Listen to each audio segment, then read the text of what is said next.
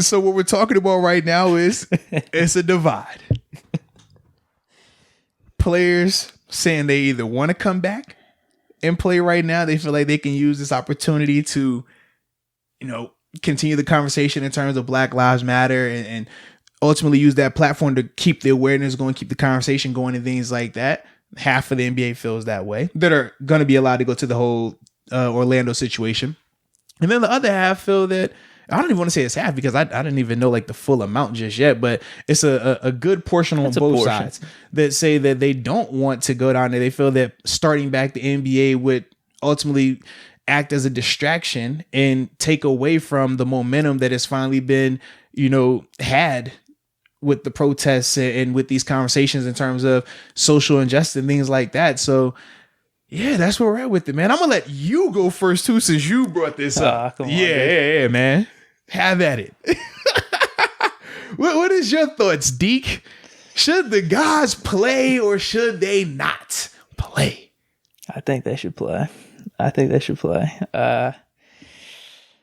I definitely understand the side of there's momentum with the movement and having talk about social justice, and I just don't. I mean, LeBron even said this. I don't know what the correlation is. Maybe we could talk about it. What potential solutions could be. I just don't know what the correlation is between sitting out and getting the movement going. So I don't know, and I don't know too if it becomes a slippery slope of players starting to dictate when things happen. Because I'm not anti-player. I'm just saying there's got to be checks and balances. Correct. Because all right, what happens 2-3 years down the road where something happens? I don't know. There's just some type of thing going on in the world, and something's tough, and players want to sit out randomly during in the middle of the regular season. Is that going to fly? Do you want that type of stuff to be happening? So I'm all for hey, let's keep the talks going. I just think maybe the NBA could implement that somehow with the season starting back up. So if someone could tell me what the correlation is between them sitting out and keeping the movement going and or stopping, then I'd be open to listening. But I just think you can do both for sure. So this is my dilemma. As a fan of sports, I want them to return because I want to see basketball, especially playoff basketball. I want LeBron to get this fourth ring. This is a great setup for him. But I do think that starting it up will be a distraction. And when you're talking about the correlation, this is why. When you're looking right now, right, when you turn on TV on every channel, what are you seeing? You're talking about the protests. They're talking about the different people that have been wrongfully murdered. They're talking about the different things they're trying to implement in terms of changes, in terms of policies and things like that, right? That's all we hear. Every time we turn on the TV, every time we listen to the radio, that's all we hear. Once you start playing games, especially playoff basketball, maybe the first day, maybe the second game, we'll talk about the Black Lives Matter movement. They might even, go out and do a knee during the anthem and all these other things. But after that, after those first couple of times, let's be real. What are they going to be focusing on? LeBron went for 40. LeBron had a triple double. Oh, Kawhi did this. Oh, this was an upset. And that's going to start to take over. And it's going to be less about who's protesting and what that stood for. And more so, hey, back to the traditional life is normal because the games are going on as normal. So if the games are going on, then it has to be bad good, right?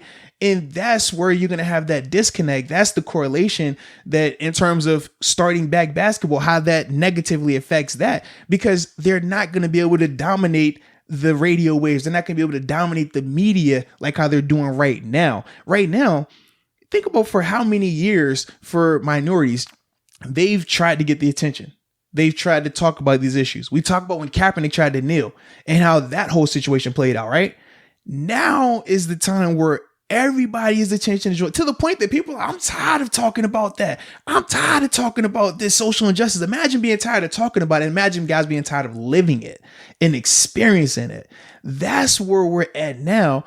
So for the people that are tired of hearing it being talked about, just put yourself in the shoes of the people who have had to deal with this since they were born, the families who have been destroyed because of these instances.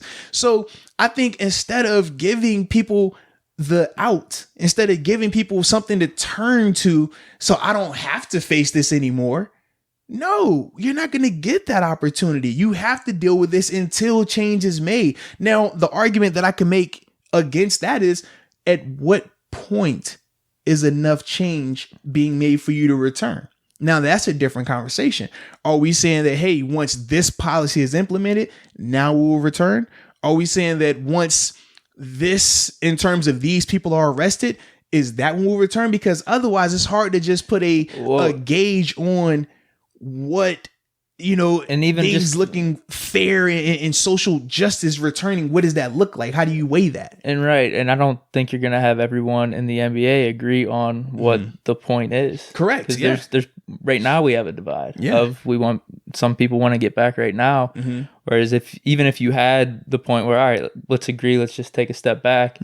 There's going to be no agreement on what's the point of, all right, now we're good to return. And I think that goes back to just, maybe you can agree with this too. I don't know. I don't want to put words in your mouth, but just even like the slippery slope thing that I was talking to you about, where if a precedent is set, no matter how justified it is or not, that's going to be the president going forward. Yeah, it could just be like, man, as players, we don't feel like playing because this is happening or that's happening. And it's just like, man, you're starting to lose something that's special. Correct. With, the NBA and the relationship with their fans and, just brand equity with these teams and cities and play, like all that stuff could start to get lost down the road. So yeah, it is one of those things, man, where I think then with what you said though, that to counter your own point, it does seem like getting back but how can you somehow keep the conversation going with that?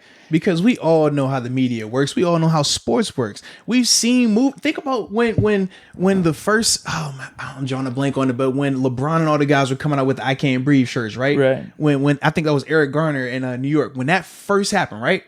Remember the first couple of games, it was talked about. We saw the shirts for warm-ups. People were talking about it. And then 2 weeks later, you wouldn't even known about that anymore. You would have never even knew it happened, because then it was, hey, we focused on basketball. We focused on this sport. And it ultimately just killed any momentum that was to that until the next incident happened. So if you're trying to prevent the next one and the next one and the next one from happening, these are some of the things. But I think what needs to be done, though, when we're talking about this decision of whether or not to play, I think all the guys have to sit down and collectively say, all right, these are the things that we want accomplished prior to the game starting.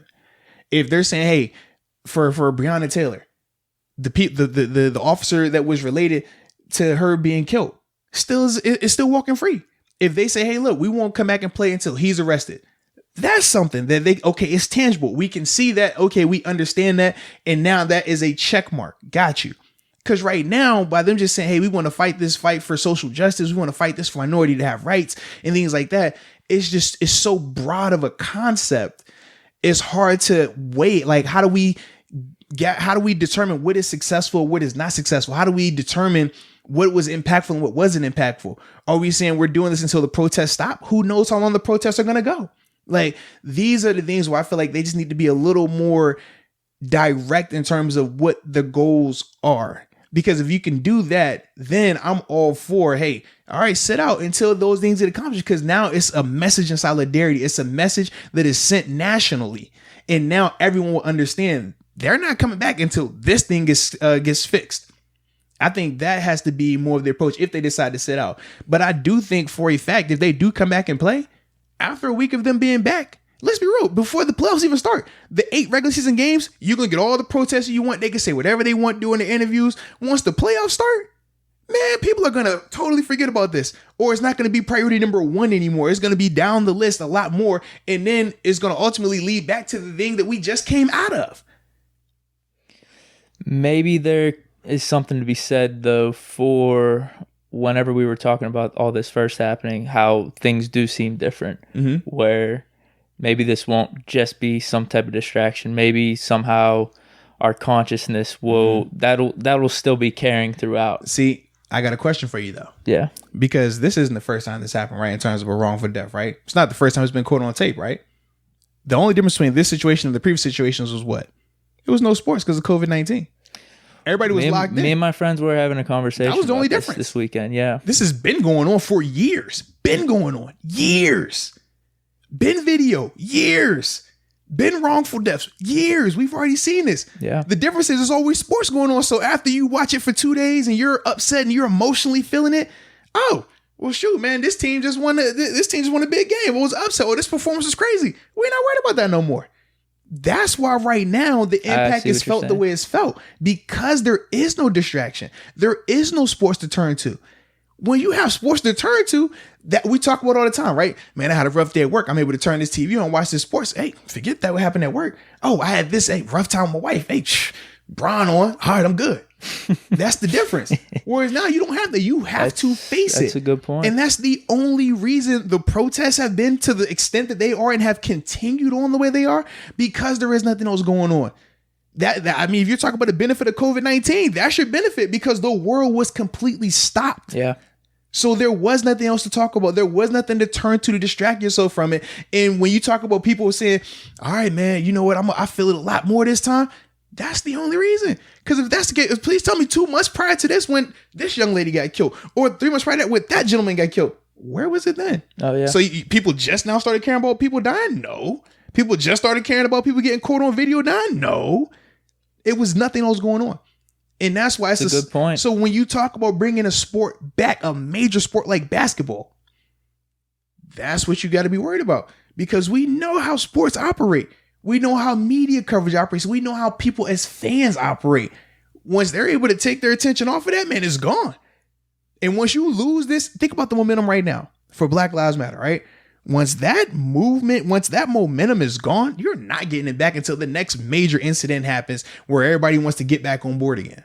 So that's the only reason why I'm like, is you have to be really careful with how you proceed in that regard, but you can't just give a blanket statement of, man, we're not returning until, racism ends, or we're not returning until everybody has the same rights, because that's just too broad. If that's the case, I mean, shoot, we might not ever come back realistically. Yeah. Yeah. And I know that you brought up the point of like having a checkpoint or like a more definitive goal. I mean, that could even be tough though too. Yeah. But it is still something where it's like, all right, at least this is tangible. But coming off the bat, that definitely could be something tough. I like the point that you brought up just with the scenario that we're at with the whole COVID situation, and just there's nothing really going on and the momentum is there. I guess maybe from my perspective, I'm just being a little bit naive of just like, I see the momentum going. I still think it could be something that's talked about and in our consciousness, but at the same time, you do bring up good points. We haven't had anything going on in forever, so it's like I forget what it was like a little bit. So, well, you think about how many people in the past 2 years have died wrongfully due to police violence, police brutality.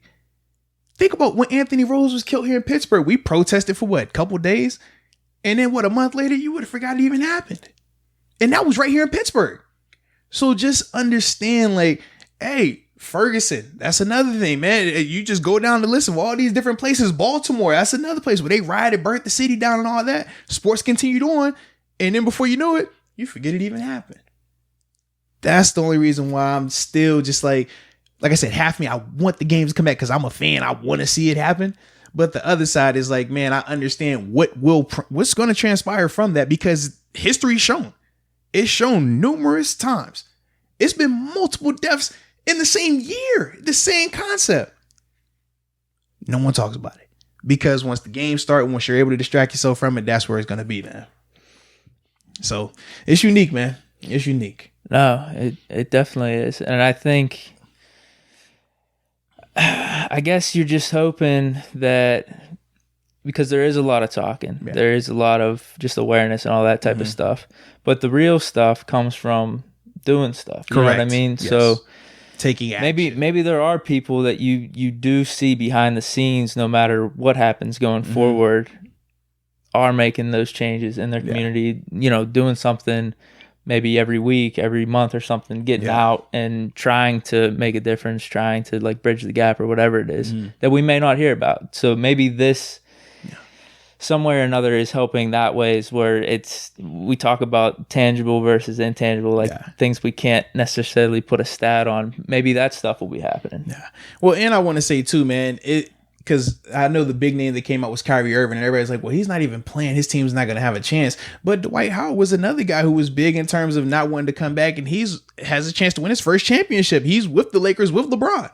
So you see, like I said, the different perspectives of it. But then you hear Austin Rivers, who's like, man, we want to protest, but at the same time, guys need money. Yeah. Guys need checks. So that's a whole nother element. And you think about all the jobs that are associated with NBA coming back. And people want to say, well, you know, thousands jobs. This situation is different because they're only going to be at one location in Orlando. It's not as if every city is going to have their teams back and all these workers and parking lot staff, because that was argument I heard people try to make. Well, man, you know, think about the thousands on thousands of jobs. That's not the situation this year, because it's only going to be at one location. It's only going to be a select amount of people that are there working. So don't even act like that's, oh, it's so good for the economy in all these different locations, because that's not going to be the case either. So we'll see, man. We'll see. Yeah. If you had to bet though, I'm betting I think they'll just start. The way Patrick Beverly put it was perfect. He said, LeBron James wants to play. We're going to be playing basketball. It's that simple. It is. If LeBron said he didn't want to play, we're going to do this, I guarantee you basketball would not be starting. Man. LeBron said, and I love LeBron. Bron, my guy. You know that. Bron, I'm a dog. Bron said he wanted to play that. Come on, baby. What we talking about? That'd have been like if Jordan said, hey, we playing basketball. Okay, we're playing basketball. Like, it is what it is, man. Dude, I mean, we mentioned it at the beginning. This might be his best chance for the fourth. Yeah. Listen, if LeBron said he wants to play basketball, like Patrick Beverly said, man, we're playing basketball, baby. Be what it is. Because next year he's another year older. Mm-hmm. Lakers team's another year older. Mm-hmm. So this could be the best opportunity for him. So, So basketball will be happening because Bron said he wants it. So I don't even know why you about to say if you had to pick. Oh man, do you think? Bron said it's happening, so it's happening. Oh, so you're just saying it's good then? Bron said it. It is what it is. Okay. They're really going. The NBA is going to say no to Bron. Not happening, bro. Would it take? I mean, how many players would it take to equal out LeBron in terms of like voice? Not enough. Nothing. Not enough. What are we talking about here, bro? This is LeBron. Oh, yeah, what are we talking about? What if it was like Harden, Curry, Greek Freak? Zion could be a name. They love Not Zion, bro. Dude. Zion's in the playoffs because versus Bron. No, I'm saying if you combine like 5, 6, 7 guys, and they all said Bron is the NBA, bro. Okay, like Bron's Jordan was back in the day, basically, bro. Okay. If Bron says we're playing, they're gonna be playing. All right, that's all I'm saying, bro. And let's be real about it. A lot of guys are gonna agree with Bron just because Bron said it, which you've already seen as well. And then that's not even talking about the guys who got the money issues either. Well, and then you're hoping that he's legitimate when he's saying, you know, I feel like I could play and we can all play and we can make an impact keep it going. And stuff, yeah. So that's the case. And this goes back to just what I was saying earlier. I mean, I'm hoping that's happening. I hope I'm not too naive. You brought up good points for the other side, though. Yeah, I think it's naive just because, let's be real. We watch some of the post-game interviews, right? We do. Some of them. But how many post-game interviews are you really going to watch when all they're talking like, man, I'm trying Black Lives, man. We got to do this. We got to do that. You know how easy it is. Just click. All right, the game's over. I already saw who won the game. I don't have to sit here and listen to you talk. I can read the clips later. What could be a way to get around that, though? You would have to do it in the middle of the game. But how are you going to do that? The platform isn't there for you. You could protest before the game. You could protest after the game. But during the game, what you can put a patch on? Yeah. But it's not going to have the same impact. The commentators are going to talk about it. But it's still not going to be as exciting as when they're breaking down the plays, which is what they're paid to do. Yeah, I guess I'm thinking more stuff outside of it, but you're right. You don't want it to just be something that's being said and then just people are like, all right, we saw the game. We don't need to do anything. Because let's be real about it. How easy would that be? I mean, people love TNT, like the post-game show with Chuck, Shaq, and all those guys, right? But it's still times where you're like, man, I'm not about to watch this. Click. Like, regardless of what they were going to say, regardless of how in-depth they were going to go, if they were going to say some outlandish, you could just say, hey, man, I don't have to worry about it. I already watched the game. I saw what I wanted to see. Could it be some type of collab with the players outside of it? I don't know. Where there is something more impactful that could be done while things are going on. People talk about their platform. Stuff. Their platform is their biggest during the game. They have the most attention during the game. Not before the game, not after the game. During the game. Interviews potentially.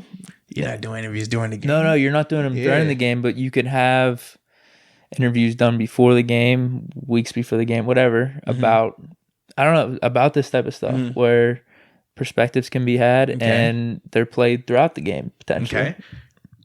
I don't know. Like but you got your 8. So you got your 8 regular season games, and then you have your playoffs, which are regular series as well. It ain't gonna be that many interviews, baby.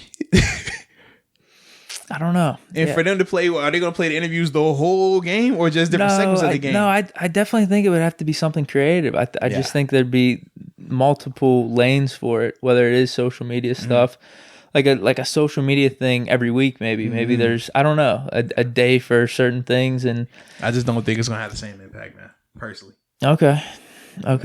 Yeah, I mean, understood. Because you definitely brought up good points where nothing's going on, and that could be the escape where I'm just hoping that it's not, where it's just like both things could be happening at the same time. But I get what you're saying, though.